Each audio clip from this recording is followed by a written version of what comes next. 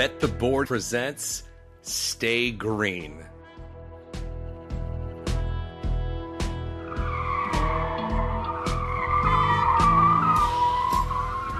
Stay Green is your first stop for all the metrics, matchups, and money-making opportunities at the track each race week.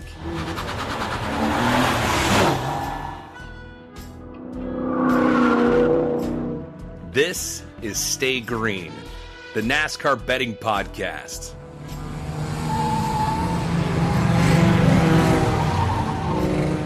Here are your hosts, Todd Fuhrman and racing analyst Chris Werme. Welcome into the Stay Green podcast. All NASCAR all the time. And then there were 16 drivers vying for a NASCAR championship with 10 races to go in the season. Plenty to get to, plenty to discuss. And we'll be happy to do so right here as part of the Bet the Board podcast network. I'm your host, Todd Fuhrman, joined as always by my esteemed colleague and co-host, professional NASCAR bettor Chris Werme. And Wormser, we always say the Southern 500 in Darlington is one of our favorite tracks to bet. Apparently, Martin Truex Jr. and Ryan Blaney could have sent you to the grill a little bit early on Labor Day weekend than you would have otherwise anticipated. I've never been so excited. I was like the kid that got the ice cream cone that had been waiting for it all day long. So excited. And then the ice cream cone fell off onto the cement. And I wasn't able, it wasn't like my dad was there to say, "Oh, hey, no, we'll get you another one." That was it. Sorry, that was the last of the ice cream. No, you spent your $2.50 for your gumball in the middle of the baseball mitt, and you were done. That was it. That was the whole day. So ultimately, I still think that the fans got something. They turned what I thought was kind of a boring race into something exciting with Chase Briscoe and Kyle Busch kind of duking it out, but ultimately not what I was looking for. Not getting Barry home, and then Kyle Busch taking tires and losing both of our best bets for the weekend was not what I had on my bingo card when the race went green. But hey, that's why they run the race, and if it was easy, everybody would do it. Well, that's what you get for deciding you're going to drink family hooch that was more like champagne than moonshine when we go to Darlington. Let that be a valuable lesson for you when we go back to Darlington next spring, that you have the proper beverage in hand. Yes. For those folks who are tuning into the Stay Green podcast for the first time, we break things up around here into stages, much like a NASCAR Cup race. Stage one, it's all about what we saw on the track for the weekend that was and how we can apply some of those learnings going forward.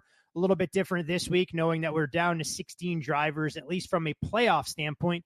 This week, stage two will reset the playoff picture and talk about the 16 drivers that have a chance to win the championship, or in Chris's opinion and mine, definitely not all 16 with a shot to get there to Phoenix and drive into victory lane. In stage three, given the unpredictable nature of super speedway racing that we'll see at Atlanta, a real quick breakdown more on why we don't like to bet this race than anything else. So stage one, when we begin to look at what unfolded at Darlington, we mentioned a couple of the favorites going out early, shuffled up the field. Kyle Larson, clearly the dominant car, racking up lap after lap after lap. But shout out to Chase Briscoe. He goes out there, 26 regular season races, leads a grand total of 43 laps all season long, 29 of which come in the ultimate and the final race of the regular season, drives into victory lane at long shot pricing. Lo and behold, Harrison Burton, bid thief, race 25. Chase Briscoe, bid thief, race 26. What did you think of the 14 and how he was able to pull off the improbable?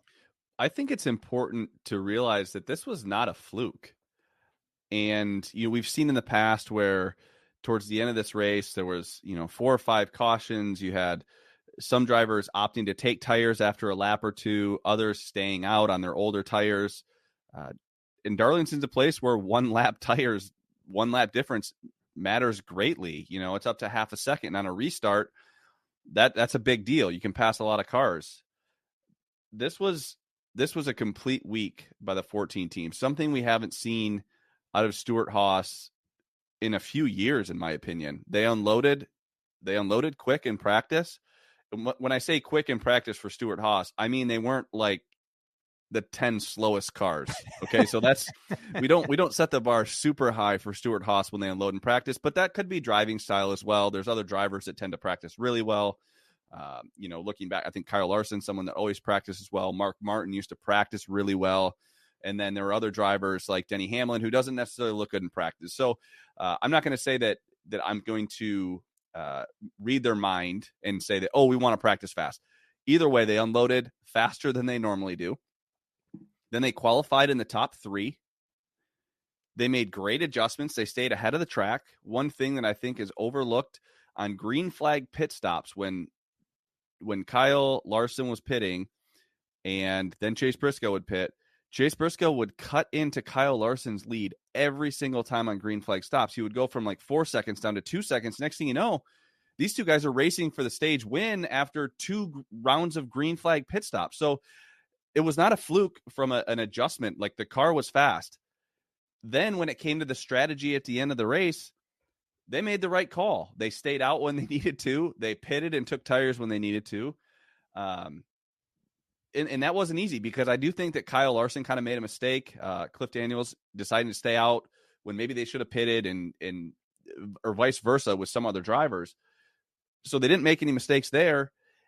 And then when it came down to Chase Briscoe making the move of the season to pass 3 cars, he was able to get it done and execute. So It is, you can't, there's nothing you can say that, Larson led the most laps. But if you were to tell me that Larson was going to lead 263 laps and kind of dominate the day, I would have thought that his biggest lead would be maybe 5 or 6 seconds, but it wasn't. Every time that Larson was able to step it out, Briscoe and that team, whether it was through green flag pit stops or just maneuvering through lap traffic, Briscoe was able to cut into that lead in the long run. So I've gone from a big fan of Briscoe as a driver, calling him a good driver, a wheelman, to being like, okay, this guy even belong here, to then him signing it with the 19 and Joe Gibbs next year, and to pulling out a great race. Maybe this guy's going to win a bunch next year. Who knows? But it was overall impressive from the start of the week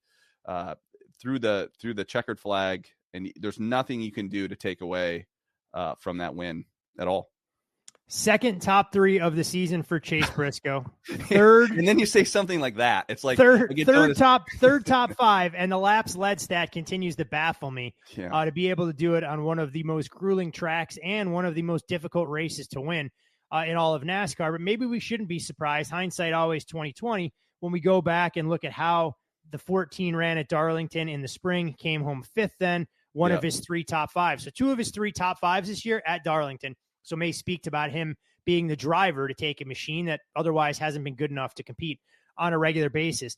I know we won't talk about him a ton going forward, potentially, but Kyle Busch still looking to try and find that elusive victory to allow him to win a cup race in 19 straight seasons. The 8 car finished with a ton of momentum post-Olympic break. 4th at Michigan, 2nd at Daytona, 2nd at Darlington, just couldn't get to the 14's bumper. His stock arrow squarely pointing up compared to a driver that we'll get to when we reset the playoff odds, and Martin Truex Jr., who I was blown away over his last 8 races. The 19 cars finished better than 24th, a grand total of 1 time. And you brought up before we started recording a scenario that if Chris Buescher's able to pick up stage points in a pretty decent fashion in stage 1 and stage 2, there was a chance that Truex could have been on the outside looking in on his final cup season. Yeah, I'll just stick with Truex. This is bad. You're talking about a fast race car week in and week out, and something I don't want to say avoidable always happens, because obviously but this was avoidable. And for him for a brief moment be on the outside looking in, and there was a scenario where if Buescher picked up enough points and there was a non-winner were to win, and then one other thing needed to happen where Truex could actually find himself not in the playoffs. And you just can't do that in a 367 lap race on lap 2. You're passing William Byron. It's not like you're not going by Timmy Hill and just picking up a spot. I mean, William Byron was a top 5 car all day long. You have to understand that it's okay to ride around lap 3 and maybe see what happens then. So I thought it was a huge mistake. And of course, just bummed out, takes out Blaney. It looked like he was going to kind of spin down on the apron. So I understand, which would have been fine, because then Truex is still okay. And then Blaney still rides around the outside, but then he snaps it to the right. and then they're both out of their car within the next 10 minutes. And that's makes for tough live betting. And I think we'll get to that in a second. But for Kyle Busch, the one thing that I think is lacking is just speed in the race car. He wasn't able to drive through the field. They were on kind of an alternate strategy throughout the day. They were actually pitting 6-7 laps later and then picking up a lot of spots on the back end of runs. So whenever someone has to lean on strategy, like we've seen, the 22s had to lean on a lot of strategy, the 6 has had to lean on strategy to get up to the front, you still need things to really fall your way in order to win races. If you can actually race your way up there, then you can actually use strategy. You could use even a defensive strategy and still be in the top 5. Whereas Kyle Busch has to be super aggressive with a strategy to work his way up. What he needs is that weekend that we saw from Chase Briscoe where they kind of unload fast and they qualify well. So Kyle doesn't have to worry about getting track position. It's just, okay, we already have track position. Let's just work on our car, make sure that we can compete, stay ahead of the track, and then potentially race for a win. So I still haven't seen that top line speed that we'd like to see out of the 8 car and Kyle Busch in order to win a race, but things are trending in the right direction. For RCR's an entire race team. I mean, I mean, Austin Dillon goes out there and wins with the fastest car in Richmond. So maybe is that's a good point. Light at the end. What is it? Light at the end of the rainbow. Light at the end of the tunnel. I mean, it's football season. It's hard for me to necessarily be able to articulate the right ideas, and the show will only get progressively more challenging as we continue. Green, white, checkered flag on stage 1. You can follow. Well, actually, Chris. let's touch on the live betting thing. Okay, go ahead. I'm curious to get your take there. We mentioned Larson's dominance. He goes off as the pre-race favorite for someone who does a lot of his portfolio building in live. Does it create opportunities for you, or do you just find yourself a little bit more on the sidelines going, you know what, the 5 is simply going to dust the field? Yeah, I think this was something that, I always look forward to this particular race because there are comers and goers, guys that are maybe good on the short run and might struggle in the long run that could present an opportunity for a live bet. However, when it's Kyle Larson out there leading laps and it looks like one of those races where he's just going to kind of snooze them, this had one of those green flag feels where, you could go ahead and pounce on some value, whether it's on Denny Hamlin on the alternate strategy or, Tyler Reddick when he got up to, 10, 12 to 1, guys that were running well, but you still needed a certain scenario to fall in order for Larson to not win that race. There still needed to be the caution. I remember my first NASCAR race. Yeah, exactly. A situation to fall for a guy not to win a race. Yeah, I remember my first race. Yeah, so, and it also, when Larson's leading, the one thing it does is it does kind of boost up the odds of other drivers because he quickly went from, I think he closed at like 4.5 or 5 to 1. He quickly goes to like plus 250 or 3 to 1, which is going to leave some values on some other guys. But it was almost like there wasn't as much passing at this particular race as we've seen in the past. It was, you did need to qualify well. No one was just ripping through the field. So I didn't actually find a ton of betting opportunity. I did take a little bit of Hamlin, I think at like 6.5 to 1 with that alternate strategy. But for the most part, I didn't really see anyone worthy of firing. And now looking back, certainly Chase Briscoe would have been a good option. But whenever there just wasn't that many guys that passed for the lead. Larson kind of got up there. He passed Bubba and Hocevar. So it's not like he didn't pass world beaters to get to the lead. Hey, Bubba ran well to close out the season. Bubba just was the epitome of bad luck down the stretch. Yeah, it was a tough live betting race. When you have someone as dominant as Larson leading over 70% of the laps, and it kind of looked like he was going to just waltz into victory, and then it just doesn't happen. So the other thing too is remember that my 2 bets on Truex at 12 to 1 and then some Blaney at 16 and 14, that's where I beat the market so much that throwing in protection to help protect those bets is always something that you want to do when I'm trying to do when I'm live betting. But with both of those tickets already ripped up and in the garbage, I felt like it was harder to I feel like add value to my card when I was already out, 2 units or a unit and a half for those 2 bets. So it was an uphill battle. And at that point, it just kind of becomes damage control. This is going to happen. You're going to have your two biggest horses are going to wreck. That's just a thing. It's inevitable. And so try not to turn a small loss race into a big loss. And I think that's kind of what I was trying to do. When I was taking a little bit of Hamlin, I thought that the strategy was working out the best for him. He did have the most fastest laps. So whenever you see something like that, you know that they're at least onto something. And, but it was definitely a tricky race, especially when Larson just gets to the lead right away. It doesn't present an opportunity, at least for the way the race was playing out. I kind of thought Larson was just going to get it done. And the 1 week I don't have him, he was just going to lead every lap and win. But yeah, you should have known that after the good fortune that you were dealt on Saturday, the way the Xfinity race unfolded late, that there was a good chance they were going to pull a little back with some of your Cup drivers. That was so lucky. Christopher Bell did not have the best car. You begin to wonder when Sheldon Creed will eventually win a race. You feel for him. But Bell, of course, drives into victory lane. Pre-week prices of 4-1 goes off right around 3-2, but no doubt was not the best car in the junior series on Saturday. You can follow Chris on Twitter at ChrisWerme15. I'm Todd Fuhrman. You can follow me there. Most importantly, for all things Bet the Board related, follow the podcast at Bet the Board Pod. College football in full swing, NFL cranked up as always, and plenty of great content as we go from now until November to figure out who will take home a page in NASCAR immortality. Stage 2, Wormser. Playoff reset. When we begin to look at the playoff rounds, before we get into the odds, we'll lay it out for our listeners. Atlanta, Watkins Glen, Bristol becomes a cutoff race. We'll go from 16 down to 12. The round of 12, Kansas, 1.5-mile track, Talladega, Super Speedway, the Roval, a cutoff race, a road course. We'll cut from 12 down to 8. For the round of 8, it's Las Vegas, it's Homestead, it's Martinsville, the most predictable trio of races in any stage that we'll see in the playoffs. We'll cut from 8 to 4 after Martinsville before we head to Phoenix for the final 4. When we look at the standings, Larson, Bell, and Reddick, the only drivers with 20 playoff points working in their favor. They've given themselves a little bit of a cushion. Kyle Larson, with his dominance throughout the course of the regular season, winning races. Tyler Reddick, the model of consistency and the regular season champion. And every time we seem to go to a short track, Christopher Bell up there running top 3.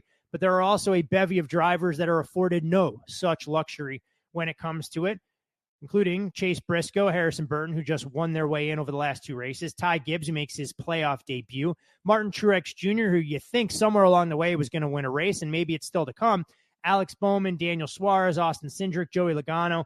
I mean, these guys have to go out there and race their way into the next round. They can't have a throwaway race and feel comfortable about it. And hell, Denny Hamlin, after a 75-point penalty, can't have a throwaway race and feel comfortable about trying to win his first race in his illustrious Cup career. So when you begin to look at the odds, I know we've talked about them in great detail and the unpredictable nature. I mean, suffice to say, Larson, Hamlin, Bell, Reddick, Byron, kind of throw a blanket over them, Blaney. I mean, we didn't know going into each of the last 2 postseasons who was going to emerge victorious, because Ryan Blaney wasn't the guy to beat in 2023. Joey Logano wasn't the guy to beat in 2022. And you and I kind of joked, maybe it's just Ford as a manufacturer that completely sandbags the regular season and they roll out their good stuff and their upgrades for the 10 playoff races. Well, and who looked good at Darlington?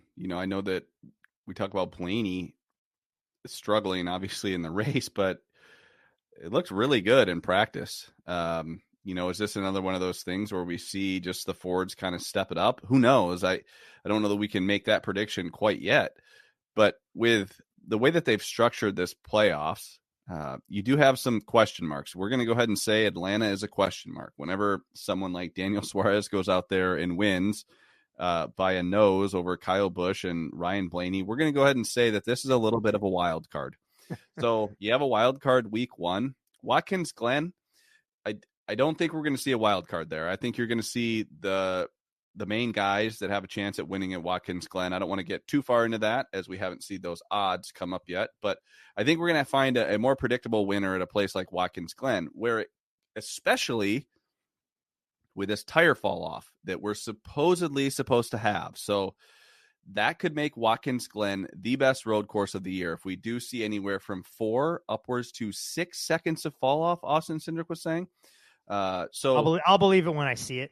And then Bristol, we had cording and tire wear there. So I don't know that anyone is going to be kind of feeling like they can coast through these first 3 races, especially now that we have a super speedway race in Atlanta there. So, and then you get to Kansas, Talladega, and Texas. I think obviously Kansas is going to be the best, most predictable race there. Did I say Texas? Yeah, you said Texas, but we're Kansas, not going to Talladega, Texas. and Charlotte. There we go. That's better. Yeah, Charlotte Roval. Kansas obviously is the only real race. That to me is as important a race as you're going to have, because if you can go up there and win at Kansas and you don't have to worry about Talladega and the Roval, you are going to be one happy driver. And then I think you'll see the dust kind of settle. All right, Las Vegas, Homestead, and Martinsville. Those are 3 very straightforward races. Are they easy to win? No, but you're not going to have some of the variance that you could have in some of these other races. And gosh, if you look at just a quick playoff rundown, there's drivers that you look at those and go, they can only win at 1 or 2 places or on strategy. And those guys would be Harrison Burton, Daniel Suarez, and I'm going to go ahead and throw Austin Cindric in there. Yes, the road courses can play to his favor, or maybe Atlanta, Talladega, but that's probably it. I don't think we see Austin Cindric going out there and winning Homestead. That would be a surprise. That would be a surprise. But when it comes to speed to win races, that's even something different. Obviously Larson, obviously Bell, obviously Reddick.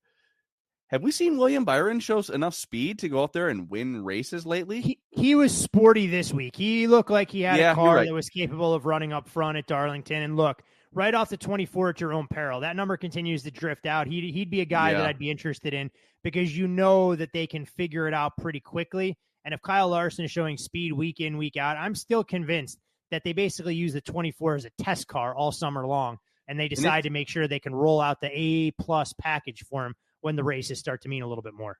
And Chad Knaus is still part of that organization, and I'm pretty sure that they've done a lot of testing, and that has kind of been their thing. They go out there, they win races early in the season, they solidify themselves as kind of the top dog, and then they just go and test some things. So I'm kind of with you, but if they haven't been testing, he's a tick behind the 5 and maybe some of the Gibbs cars.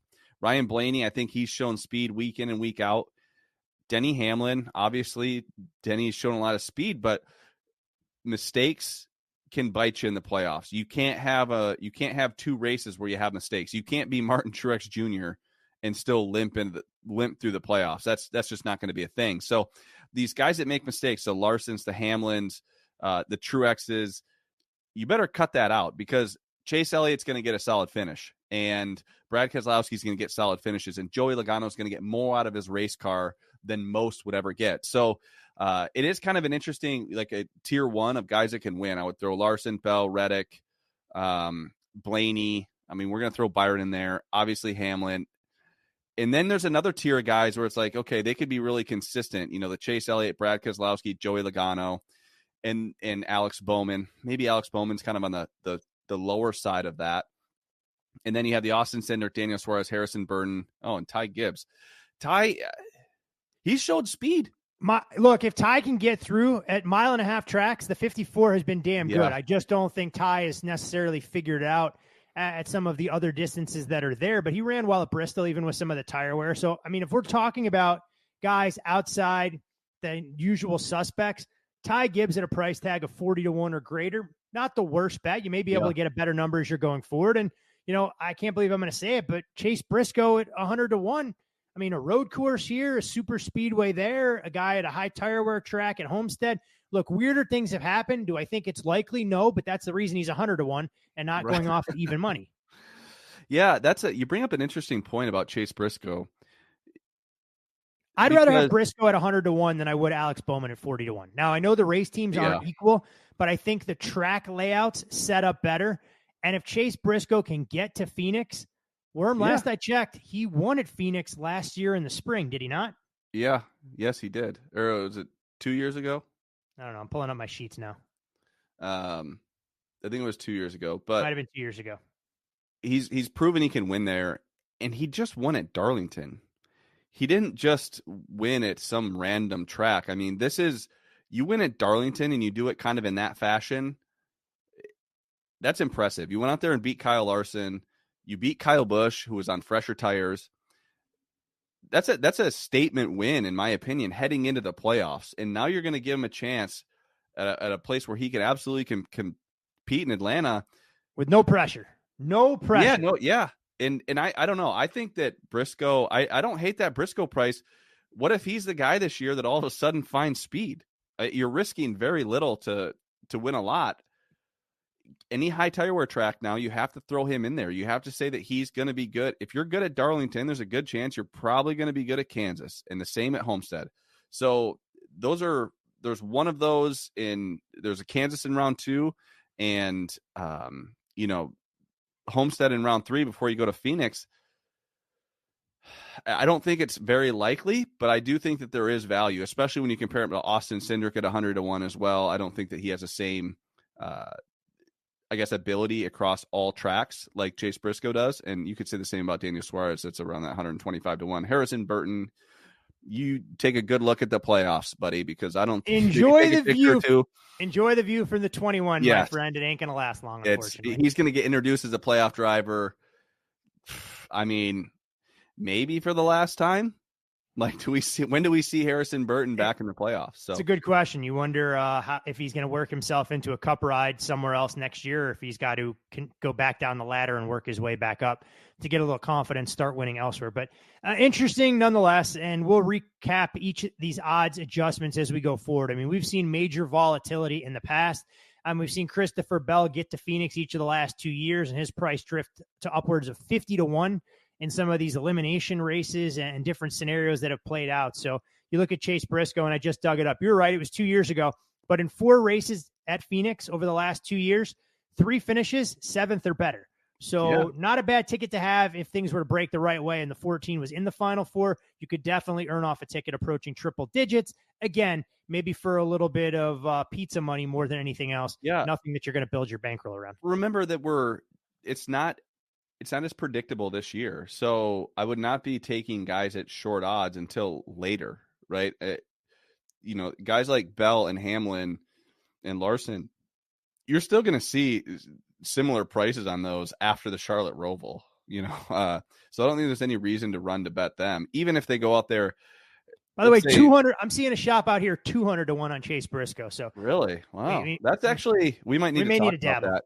Yeah, we may need to dabble. Things. If Briscoe had just won Daytona to get in, that's way different than winning at Darlington, and I think it needs to be treated differently as well. Man, I don't know.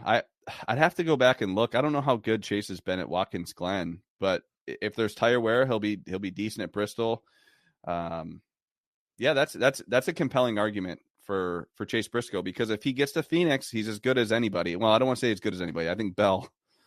Yeah, I'm not betting against Christopher Bell, but we're not getting Christopher Bell at 200-1 because I'd be more than happy to have that ticket in my portfolio. Is there going to be a surprise person that doesn't make it through the first round? Who would you pick that guy? So what are we gonna call a surprise based on the way things currently sit? I mean, I would say okay. So let's say. Of the top 8 drivers in points, so Keselowski, Chase, Hamlin, Blaney, Byron, Reddick, Bell, Larson. Like, are all of those guys through, or is there someone that if they have a bad race, you could see them struggling? So if you gave me a price on him to miss, knowing how snake bitten he's been since April, I would take a flyer on Denny Hamlin being on the outside looking in. Yeah. I could see that. And he would be the guy that if I was looking at an aggressive number there, if there were yes, no's that were offered amongst those top 8, Hamlin would be the guy, probably followed by Brad K. Yeah, I would agree with that, because I think you get paid properly on Hamlin not making it, because Atlanta and Watkins Glen, Watkins Glen is not a place where Denny's going to go out there and dominate. Road courses haven't been his forte. And Bristol, anything can happen. I think that's ask Martin easily Truex. Overlooked. Ask Joey Logano. Ask Martin Truex about getting caught up in the chaos and the blender that is Bristol on a Saturday night. Yeah, I would agree. I think that especially with you attach a price to it, I think I would agree. They just have, and they also haven't shown speed. when have we seen Denny be the fastest car? Maybe Indianapolis, he was barely the fastest. Maybe Pocono. Nashville was probably the last time where he was the best car. So you have to look back a little bit. So it'll be interesting to see what happens.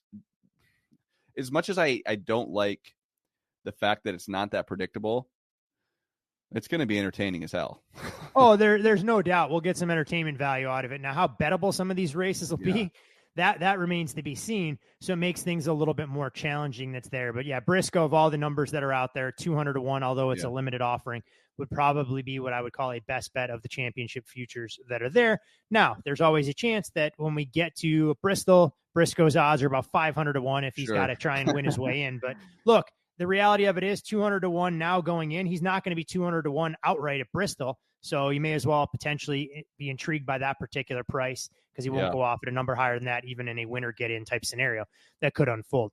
We'll wave the green, white checkered flag on stage 2, and we will head to Atlanta. The Quaker State 400 used to be one of our favorite tracks to bet with high tire wear, a Darlington 2.0. Unfortunately, that is no longer the case, although we'll see if the surface gets worn in. Maybe there's a chance that this becomes a track that we can start betting going forward. But unfortunately, Worm, that Sunday will not be this week. When we look at the odds for the Quaker State 400, feels like the entire field priced at 30-1 or shorter. And when we begin to look at the mile-and-a-half track, it's a narrower racing surface than what you'll see at Daytona and Talladega. Super Speedway package. We haven't seen necessarily the big wrecks. You mentioned Daniel Suarez edging out Kyle Busch when we came here earlier this year. Ryan Blaney, very good at this track type. Kyle Busch, good at this track in particular. Brad Kay. So some familiar drivers that can go out there and do well. When you look at Atlanta versus Talladega versus Daytona, probably more bettable than the other two, but still for me, not something that I'm running to build a whole dance card around, hoping that our handicapping acumen holds up. Yeah, what you're looking for is when you're betting races, it's just consistency and speed. You know, that's what we're betting on. We look at kind of track history, and then we look at practice, and okay, who's just consistent? Usually that can show up in the fastest lap category if you're looking at the loop data. However, if you look at the fastest lap, everyone has about 5 of the fastest laps. So essentially all the cars are equal. And I do think that handling does matter. So if you were to look at this race, watch practice and listen to some driver comments, you might figure out whose car is handling better. But for the most part, you know, you have this thing matted. In the last super speedway race, and we're going to call this a super speedway race, Harrison Burton won. Okay. So, just keep that in the back of your mind. I don't like short prices here, on guys. I think if you're going to be sticking to, if you want to play some outrights, certainly take the, maybe more than 15-1, drivers, even a guy like Michael McDowell, who's run well on plate races or super speedway races this year. Aggressive drivers, but unfortunately Ross Chastain is not in the playoffs. So otherwise I would think that he would be a guy that you could kind of have circled because he'd race so aggressively. But this stuff's so hard. I wish I had great advice. If I had great advice for everybody, I'd probably be betting the race myself, but it's going to be, I think you are going to have to qualify well. You definitely want to avoid the big one if there's going to be one. And it'll certainly be exciting. Do you watch this race in its entirety? I mean, you say you don't watch super speedway racing because you feel compelled to bet and get yourself into trouble. So I wasn't quite sure. This is pretty important stuff, and I don't have anything going on. So yes, I will probably be watching this race. I might have to bet enough NFL to kind of tie up a bunch of cash in the account, so that way I don't feel like I can go fire, because I will. I just know I will. It doesn't. If Blaney's led like the first 30 laps, he gets a speeding penalty and goes to the rear, and it looks like he has a fast car, I won't be able to help myself at like a 12 or 13-1 price. I won't. I don't have that ability. I'll think that I'm sharp enough to pick a winner when in fact I'm probably not. It'd be a smaller bet, but I'll be watching because and the other thing too, to your point, there will be a point where I do think this will be a bettable race. We're not quite there yet, but I don't want it to all of a sudden be a bettable race and then I'm not there and I'm not paying attention or watch the previous races. So do you think we go away from the super speedway package? I mean, when does NASCAR make that determination? Do we have to see more wear on the track to go to a 1.5 mile package and go, look, we're going to hope that we can turn this into an intermediate? Because we know NASCAR loves their super speedways, but they don't love it enough to keep Atlanta in the playoffs for 2025. That is next time we have Larry Mack on, I think that's a great question to ask him. I haven't even thought about that as an option or when that would be a possibility.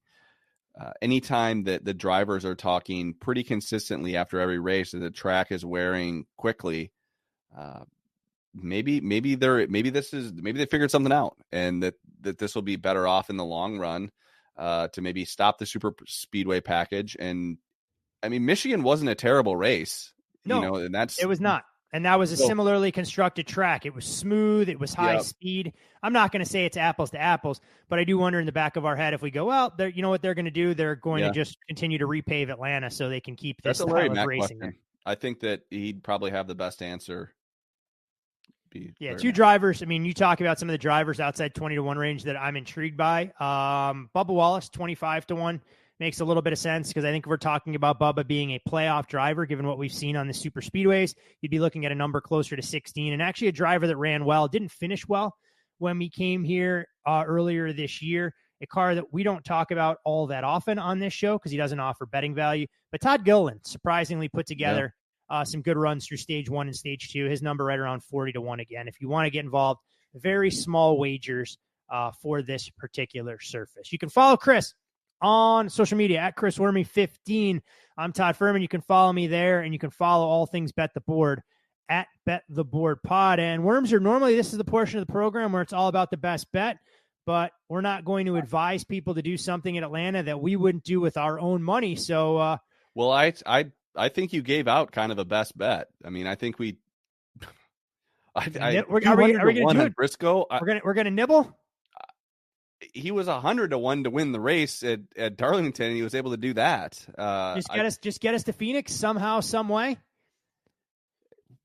He almost did it. 2 years ago? He almost won Martinsville to get to Phoenix, and that was the same year he had won at Phoenix. And I think he ran third that whole day outside of the playoffs. I think it wasn't until last year, by the way, at Martinsville, he finished fourth.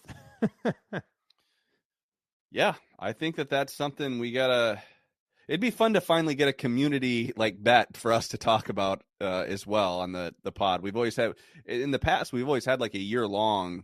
Hey, this is the future we've had, and we still have a sweat. We still need Chase Elliott to go over right? 1.5 regular season wins. So we got 10 races to get him to victory lane. But you know what? Let's live dangerously then. We'll call it a best bet. We won't call it a full position by any stretch of the imagination for all of our degenerate nation out there, part of the Stay Green community. But, get a little skin in the game, and this thing could go horribly wrong, and we could be eliminated as early as Sunday by about 8 o'clock Eastern time when Chase Briscoe is the first car out at Atlanta. Or maybe we just find a way to put together a little bit of a Cinderella story.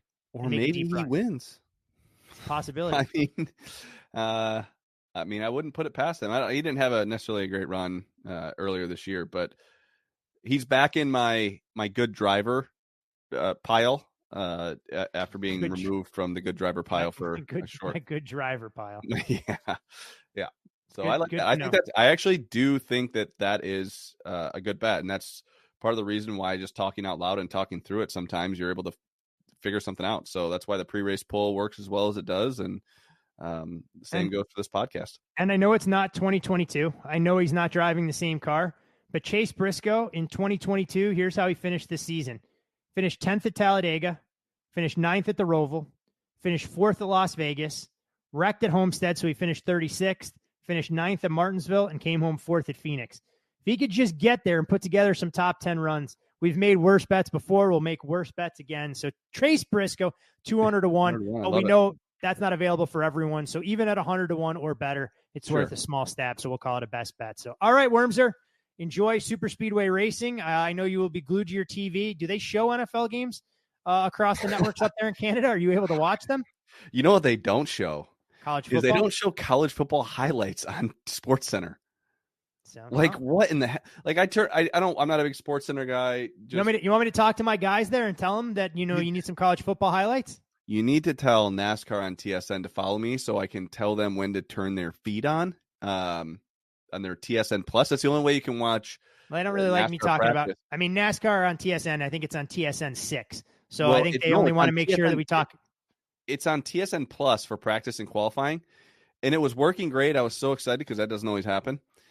And then after the first round of qualifying, they just cut the feed like they thought it was over. And so I had to it follow happens. on Twitter. I was pissed. So I actually talked to Alan Cabana. Hey, if NASCAR and TSN follows you, tell them to follow me so I can just help them out. I'll do it for free. I'll tell them when to turn the feed on and off. Well, look, I mean, they thought that NASCAR qualifying was over after the first round, just like one of your family members thought you could cash NASCAR tickets before the race actually waves the checkered flag. Yeah, my dad, he jinxed our bet. So everyone that had Barry, gosh, I'll just post my dad's number. You guys send him a text. But yeah, he jinxed the bet. So, hey, can Michigan win this weekend? They can. They can run the football effectively. And you know what? There's actually a great college football podcast with about 16 to 18 minutes of an in-depth breakdown of the X's and O's for Texas' trip to the Big House. You may have heard about it. It's part of this podcast network. So if people are looking for a little bit of intel there, we did include that game as a deep dive, knowing that it is the marquee game of college football week 2. Yeah, it is. Is game day there? Game day is, I would think so, but I'm not sure. It's a big noon kickoff game. So, but I would think that game day is there. If they're not, I'd be surprised. Okay. All right. We'll go blue. All right. Go blue. All right. Best of luck for all of you guys and girls out there. Should you choose to bet Atlanta, we'll be back with you next week. Talk a little road course racing at Watkins Glen. But for the first time this season, a season-long bet hits the portfolio. Long shot ticket, Chase Briscoe. Go small to win big. We'll see if the 14 can put together a little bit of postseason magic. And maybe come early November with a Chase Briscoe Cup Championship ticket in hand. Wow. We'll see you at the window and a new couch in the Werme family living room. I was going to say, that just sounds funny. With a Chase Briscoe ticket in hand. It's like, ugh. That's how we roll, buddy. That's how we roll. All right. Enjoy the race this weekend, guys and girls.